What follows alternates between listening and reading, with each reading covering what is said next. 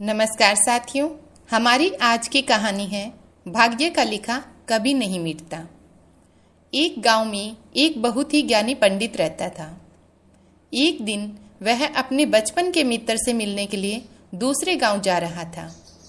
उसका मित्र बचपन से ही गूंगा और एक पैर से अपाहिज था। उसके मित्र का गांव काफी दूर था। रास्ते में कई छोटे छोटे गांव पड़ते थे। पंडित अपनी धुन में आगे चला जा रहा था। तभी रास्ते में उसे एक और आदमी मिल गया। वह भी पंडित के साथ साथ चलने लगा। पंडित ने सोचा, चलो अच्छा ही हुआ, साथ साथ चलने से सफर जल्दी कट जाएगा। चलते चलते पंडित ने उस आदमी से उसका नाम पूछा तो उस आदमी ने अपना नाम महाकाल बताया। पंडित को यह नाम थोड़ा अजीब सा लगा, पर पंडित ने नाम के विषय में कुछ पूछना उचित नहीं समझा। दोनों धीरे धीरे साथ ही चल रहे थे। तभी रास्ते में एक गांव आया तो महाकाल ने पंडित से कहा, तुम आगे चलो, मुझे इस गांव में एक संदेशा देना है, मैं तुमसे आगे मिलता हूँ। पंडित ने कहा, ठीक है, और वह आगे की ओर चल दिया। तभी गांव में खबर फैली कि एक व्यक्ति को भैंसे ने मार दिया। जैसे ही भैंसे ने उस व्यक्ति को मारा, ठीक थोड़ी ही देर में महाकाल वापस आ गया। फिर चलते चलते दोनों एक दूसरे गांव के बाहर पहुंचते हैं। यहाँ पर एक छोटा सा मंदिर बना हुआ था और ठहरने की व्यवस्था भी अच्छी लग रही थी। पंडित के मित्र का गांव भी वहां से काफी दूर था और रात्रि भी होने वाली थी। तो पंडित ने महाकाल से कहा, रात्रि होने वाली है, पूरा दिन चलते चलते थकान भी लग रही है और भूख भी लगी है, हम यहीं भोजन करके आराम कर लेते हैं, कल सुबह आराम से आगे का सफर करेंगे। महाकाल ने कहा, ठीक है, मुझे इस गांव में किसी को कोई जरूरी सामान देना है, तुम खाना खाकर आराम करो, मैं बाद में आकर खा लूंगा। इतना कहकर वह वहां से चला गया। लेकिन उसके जाते ही कुछ देर बाद उस गांव में धुआं उठता दिखाई दिया और देखते ही देखते पूरे गांव में आग लग गई। पंडित ने आश्चर्य से सोचा कि यह महाकाल जहां भी जाता है वहां किसी न किसी तरह की हानि जरूर हो जाती है, कुछ तो गड़बड़ है। लेकिन पंडित ने रात्रि में महाकाल से इस बात का कोई जिक्र नहीं किया। सुबह दोनों ने फिर से अपने गंतव्य की ओर चलना प्रारंभ कर दिया। कुछ ही देर में फिर एक गांव आया तो महाकाल ने फिर पंडित से कहा, आप आगे चलते जाइए, मैं कुछ ही देर में आपको मिलता हूँ, मुझे इस गांव में भी कुछ जरूरी काम है, मैं काम करके आपसे आगे मिलता हूँ। यह कहकर महाकाल जाने लगा। लेकिन इस बार पंडित आगे नहीं बढ़ा, बल्कि वहीं खड़ा होकर महाकाल को देखता रहा कि अब वह कहाँ जाता है और क्या करता है। तभी लोगों की आवाजें सुनाई देने लगी कि किसी व्यक्ति को सांप ने काट लिया और वह मर गया। ठीक उसी समय महाकाल फिर से उस पंडित के पास पहुंच गया। लेकिन इस बार पंडित को सहन नहीं हुआ। उसने महाकाल से पूछ ही लिया कि तुम जिस गांव में भी जाते हो वहां कोई ना कोई नुकसान जरूर हो जाता है, क्या तुम मुझे बता सकते हो ऐसा क्यों हो रहा है? तो महाकाल ने जवाब दिया, पंडित जी, आप तो मुझे बहुत बड़े ज्ञानी मालूम होते हैं, इसलिए मैं आपके साथ चलने लगा था, क्योंकि ज्ञानियों का संग बहुत अच्छा होता है। परंतु आप अभी तक समझ नहीं पाए कि मैं कौन हूँ। पंडित ने कहा, मैं समझ गया हूँ, लेकिन मुझे कुछ शंका है। अगर आप ही अपना उपयुक्त परिचय दे दें तो मुझे शंका नहीं होगी। महाकाल ने जवाब दिया कि मैं यमदूत हूँ और यमराज की आज्ञा से उन लोगों के प्राण हरण करता हूँ जिनकी आयु पूर्ण हो चुकी है। हालांकि पंडित को पहले से ही इस बात की शंका थी, फिर भी महाकाल के मुंह से सुनकर पंडित घबरा गया। लेकिन फिर से हिम्मत करके पूछा, अगर ऐसी बात है और तुम सचमुच यमदूत हो तो बताओ, अगली मृत्यु किसकी है? यमदूत ने जवाब दिया, अगली मृत्यु तुम्हारे उसी मित्र की है जिससे तुम मिलने जा रहे हो, और उसकी मृत्यु का कारण भी तुम ही बनोगे। यह बात सुनकर पंडित सहम सा गया। पंडित सोच में पड़ गया कि यदि वास्तव में यह यमदूत हुआ तो उसकी बात भी सही होगी। मेरे कारण मेरे बचपन के सबसे अच्छे मित्र की मृत्यु हो जाएगी, इसलिए अच्छा यही होगा कि मैं अपने मित्र से मिलने ही ना जाऊं। कम से कम मैं तो उसकी मृत्यु का कारण नहीं बनूंगा। महाकाल ने कहा, तुम जो सोच रहे हो वह सब मुझे पता है, मगर तुम्हारे अपने मित्र से मिलने न जाने से नियति नहीं बदल जाएगी। तुम्हारे मित्र की मृत्यु निश्चित है और वह अगले ही कुछ क्षणों में घटित होने वाली है। महाकाल के मुंह से ऐसी बातें सुनकर पंडित को झटका सा लगा, क्योंकि महाकाल ने उसके मन की बात जान ली थी, जो एक साधारण व्यक्ति के लिए संभव नहीं है। अब तो पंडित को विश्वास हो गया कि यह महाकाल सचमुच में ही यमदूत है। वे अपने मित्र की मृत्यु का कारण ना बने, इसलिए पंडित पीछे की ओर मुड़ा और अपने गांव की ओर जाने लगा। परंतु जैसे ही पंडित मुड़ा, उसका मित्र तेजी से उसकी ओर आता हुआ दिखाई दिया, जो पंडित को देखकर अत्यंत प्रसन्न दिख रहा था। अपने मित्र के आने की गति को देखकर पंडित को ऐसा लगा जैसे कि उसका मित्र काफी समय से उसके पीछे ही आ रहा है, लेकिन वह बचपन से ही गूंगा और एक पैर से अपाहिज था, इसलिए ना तो वह पंडित के पास पहुंच पा रहा था और ना ही पंडित को आवाज दे पा रहा था। लेकिन जैसे ही वह पंडित के पास पहुंचा, अचानक उसकी मृत्यु हो गई। पंडित हक्का बक्का होकर महाकाल की ओर देखने लगा, जैसे कि वह पूछना चाह रहा हो कि आखिर क्या हुआ। महाकाल पंडित के मन की बात समझ गया और बोला, तुम्हारा मित्र पिछले गांव से तुम्हारे पीछे पीछे आ रहा था, लेकिन वह अपाहिज और गूंगा होने की वजह से तुम तक नहीं पहुंच सका। उसने अपनी संपूर्ण ताकत लगाकर तुम तक पहुंचने की कोशिश की, लेकिन बुढ़ापे में बचपन जैसी ताकत नहीं होती, इसलिए हृदय आघात के कारण तुम्हारे मित्र की मृत्यु हो गई।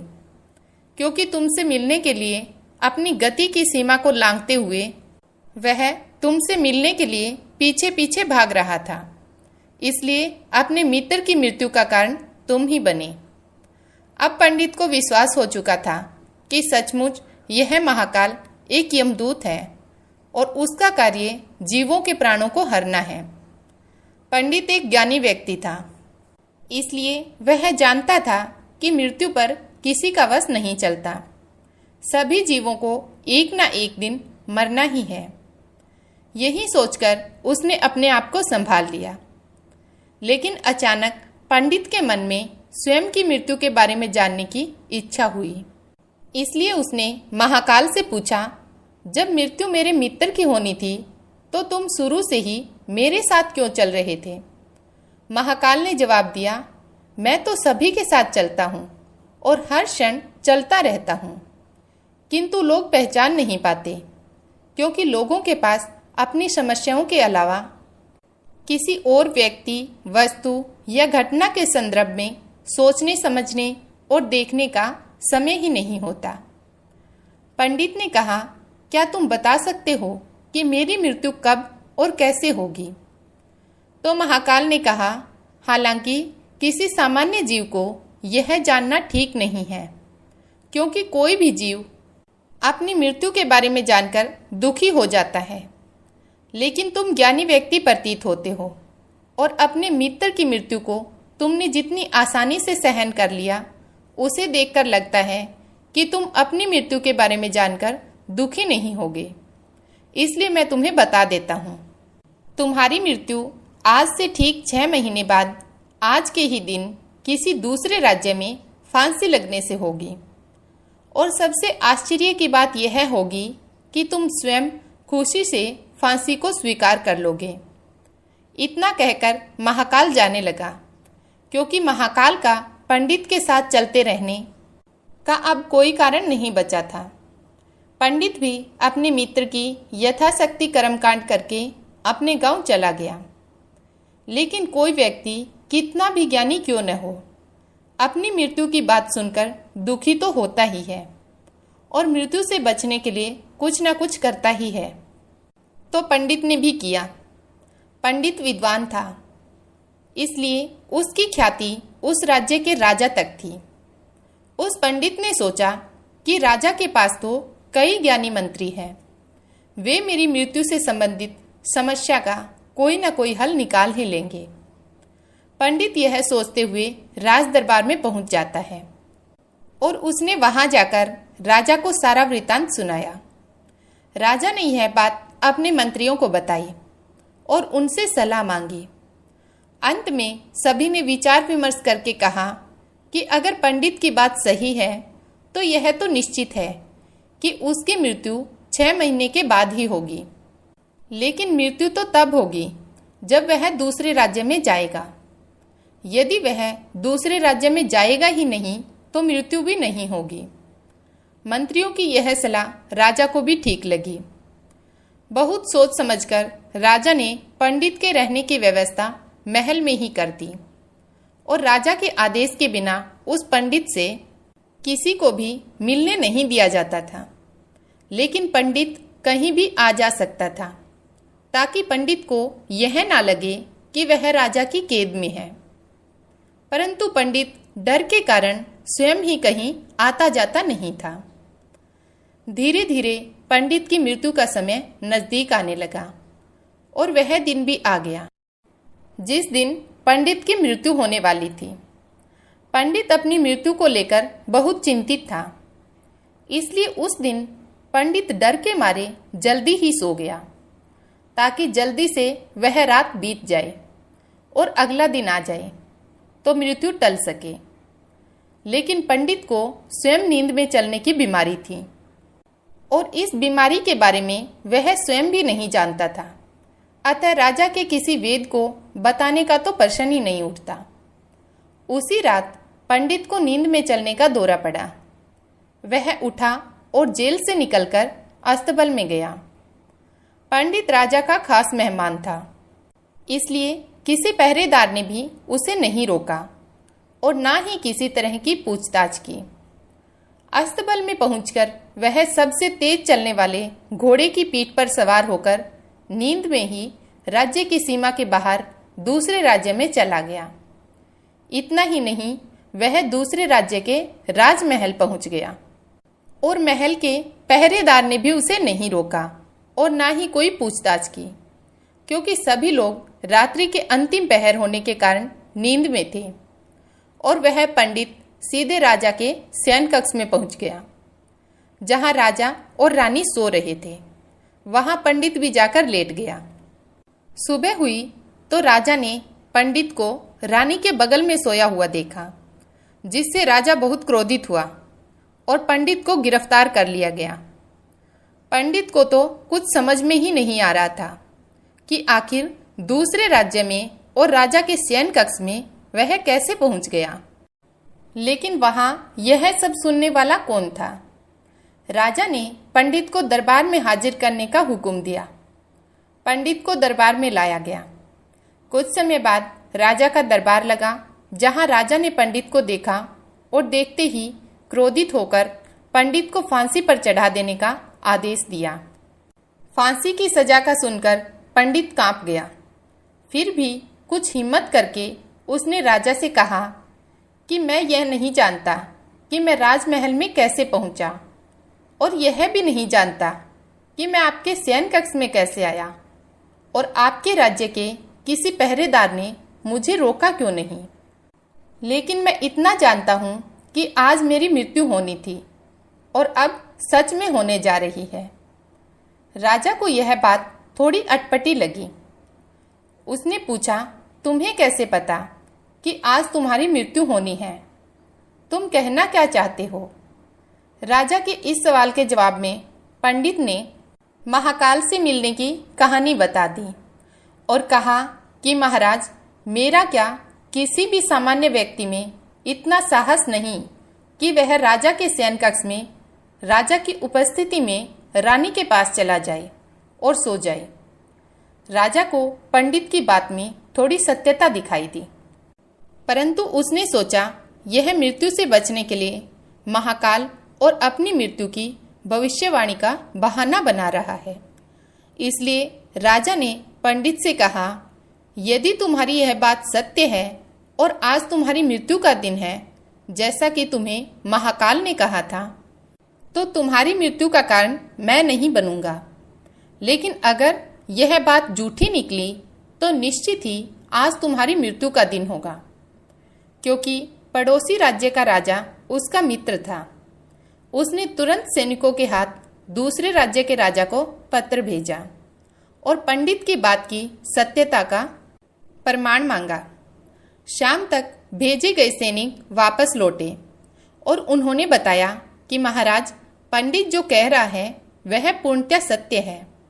दूसरे राज्य के राजा ने पंडित को रहने के लिए अपने ही महल में संपूर्ण व्यवस्था कर रखी थी और पिछले 6 महीने से पंडित राजा का मेहमान था। कल राजा इससे अंतिम बार मिले थे।